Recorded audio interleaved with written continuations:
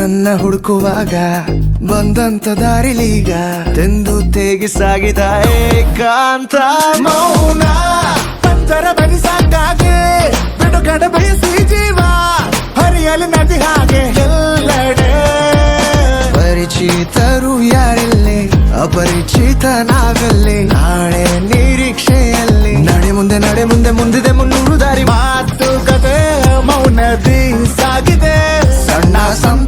ಸಂತಸಕ್ಕೆ ಮನಸ್ಸು ಮಗುವಂತಾಗಿದೆ ಗುಡು ಗಾಡಿಲಿ ಜೊತೆಗಿರುವಳ ನಾಡಿನಿ ಗುಡುಗುಡಿನ ಶಿಗಾಳಿಲಿ ಗರಿಗದರುತ್ತ ಹಾರಿ ಹೋಗುವ